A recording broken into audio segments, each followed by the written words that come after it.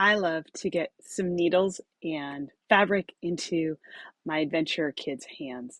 Most of them come into the club having never sewn before, and I enjoy giving them an activity that I love to do and giving them some new skills that they've never tried before. One of the options for a friend of animals is to make an animal, or it's an older option, and I still use it because it fits my club. So, for a friend of animals, for busy bees, those are first graders, I like to help them make a cat. It's a very simple project, um, and they always do really well with it. They love them. It's so much fun to watch these kids as they go from, you expect me to do what, to finishing it. But I know I always get a little nervous when I pick up this project and I go, now, how did I do that? So, just in case you need some tips, I'm going to give you a few. So what I start with is I start by making sure that everything is pre-cut. So I have all the pieces already ready for them.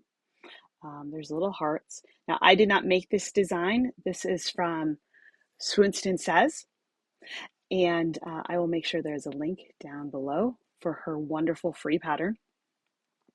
You will want to print out her pattern to start with, and from there you will want to cut out your cats. I wouldn't recommend giving this part to the kids. You could, but cutting felt can be a little bit tricky, so I'd recommend that an adult do this ahead of time. Not to mention they'll save some time in your meeting.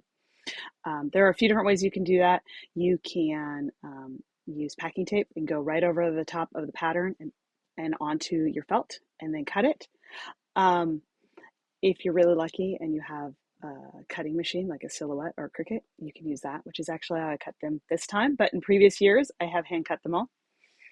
But you want to have all the pieces hand cut. So you're going to have a little heart for the face, and then you'll need two body pieces. You can do whatever colors you want. This year I chose very natural colors. I went with this tan color and white, and I did go with the black to start with, and then I didn't actually let the kids do this one, and I'll explain why. But other years, we've done all sorts of colors. I think one year they picked whatever their favorite color was. So we had pink and purple cats and blue cats and whatever, which was super cute. But this year I didn't know what the favorite color would be, so I chose for them. And I did make mine out of the black. And then I got to thinking about it. And the reason why I don't really recommend this to start with is that it is very hard to see your stitches. And we want them to be able to see them when they're sewing them on. So there were a couple kids who really wanted to do a black cat. And so I was like, do one at first, and then I will send home all the parts you need, and you can do another one at home. So that's what we did. So I went ahead and I sewed all of the head part all on ahead of time. The pattern does show you how to do the face, and I have tried tracing it before onto tissue paper and then putting on here and sewing through. That can work. For some reason, this particular time, it was an utter disaster for me, so I just used the pattern as example, and then I just put on the eyes and the nose, and then I sewed the face on, and I sewed the whiskers on. You'll see there are dots all the way around it. This is part of what makes this an easier project for the kids. So when I hand them the project, I say, I have them pick out the color because I have a few different options, and then I point these out to them. So for that, there is these blue dots all the way around. And at the bottom, I did black this time because I wanted them to make sure that they didn't sew the entire thing shut before they had stuffed it. And so I was like, you can sew around to the blue, but you need to be completely done with stuffing before you do those black ones. How I did those, you can use just a fine Sharpie, which works really well for this. You get a really nice fine point. However, it's going to be a permanent marker, so it's going to stick around. So what I used this time is I used washable markers. These worked really great because they are really washable. I love Crayola. Anyway, so what I did was I just went through and I put the dots, and I just kind of guessed where they should be, just kind of, right along the way. And that way the kids knew exactly where their needle was supposed to go. Occasionally, a kid will loop around the outside, and we try to tell them not to do that, and we can help them fix it. But once they have all those dots, then they have it pretty good, even spacing stitches for those. So the first thing they're going to need to do once they have their cat is they're going to need a needle and some thread. I like to use DMC floss for this. I find that DMC floss divides up, it's got 6 strands, and I find that 3 works really well for this project. You can pull it straight out of these skeins, but anytime I'm gonna let kids near my skeins of DMC floss, I much prefer to wind it onto a little spool. You can get these in large packages. Anywhere DMC floss is sold, these will probably be sold. And you can get this in your craft supply stores. Anywhere that sells embroidery supplies also will work quite well. I used to always get it at Joann's. Now I'm gonna have to go somewhere else, but Michael stocks it as well. So what I do is I tell the kids, first we want to take it off. And I actually cut a lot of these for them this particular time. But when you want to figure out your length, you take about your arm. Now my arm is longer than a kid's arm. So when I cut, I do cut longer. But when I'm cutting it for a kid, I do cut, shorter, more kid length. If you cut about arm length, it's unlikely to knot too much. It might still some, but it's much easier. If you go too long, you're likely to get all sorts of snags and snarls, and you're going to be undoing knots, which is, never fun. So you cut that. So next up, I'm going to show them how to bring this out into the 3 strands. So see, I've got 3 on each side, and then I'm going to split that apart.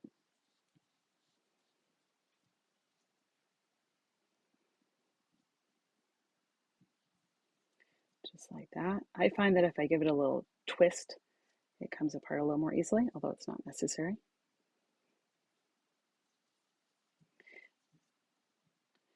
The needles that I like to use for this project are chenille number 20s. There will be a supply list for all of this on my blog post, but I find these to be really easy to thread for this project and about the right size. So these are currently my favorite. I find with the chenilles, the 20s, it's pretty easy to thread, but when I'm working with kids, I still give them a needle threader and I show them how to use it. So what we do, and on this one, you can even use the big hook. There are 2 hooks, small needle, big needle. So we stick this on here like this. There's a little ledge right here you can kind of hang it on. And then we put the thread right over that hook. And then we bring the needle over the thread, just like that. And we have a threaded needle. So from here, we need to put a knot in the end. Now, I try to teach the kids how to do this. I want them to do it on their own, but I will say that my last class had a lot of trouble with it. And now I will tell you what also I did with them. So this is what I showed them how to do. So just stick the thread, the little end right there, between your finger and the needle. And then I wrap it around 2 or 3 times. And then I pinch it like this. And then I just pull through. And I will have a nice clean knot. Now, some kids are going to really struggle with this. They just don't have quite the fine motor skills, especially if they haven't done very many things like this before. And so for them, what I ended up doing was I pulled it and I got it all set up like this between my fingers, and then I handed them the needle and I had them pull the needle. So they were still part of it, but I was controlling it and making sure that they actually made a knot. So after that, you're going to have them come in on the cat. And for the very first one, ideally you just come in from the inside, because that way your knot is hidden inside. I did have some kids who were very excited and just went for it and just had a tail on the outside. It was fine. Just come in and we go down and back up. This is just a very simple running stitch. So it's a very simple stitch to learn.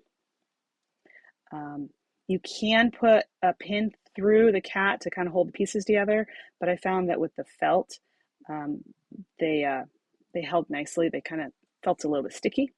So it stuck together really nicely.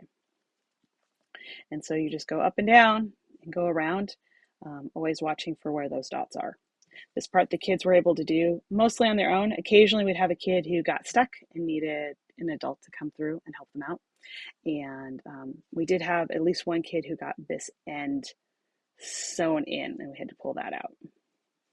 But once they get that figured out, they usually do pretty well. It is helpful once you get to about the chin, or even a little bit before, that you start sticking any stuffing you want into the ears. The ears will not hold very much stuffing. They're tiny. But definitely it's good to start stuffing that head long before you get to the bottom, because it is really hard to do. You can use a pencil or a pen to stick up to kind of push your stuffing in. I just use a polyfill. I have a giant bag of it, but I just take a little plastic bag with me to my meeting, because any more than that, and it's going to get a little silly. These projects do not take very much. So after we go all the way around, we'll make sure that it is completely filled. And then I would finish them off by putting in that knot at the end. And to do that, what I normally do is I will go in a little bit like this, and I will just make a little knot right there. And that's about all there is to it. Afterwards, I gave them all options. They could take them home the day they finished them and give their kitty a bath, or if they wanted, I would give them a bath and they'd have it ready for the next meeting. Every kid so far has been like, I'll take it home and wash it. What do I do? So all it takes is a little bit of soap and water. Actually, I think just water will probably work, but if it's a little stubborn, then a little bit of soap, and make sure that they are well dried. And that is all it is. It's super fun to do. It will take a little bit of time, especially when you're first getting started. Getting the kids all organized and everything takes time. But I will say that watching them focus on this project is just amazing. I watched some kids who really struggle with sitting still, just really focused in on it, and it was magical. So I hope you get a chance to do this kind of project as well. Another time that this would be great for is there is a sewing award, and this would be another great project for that.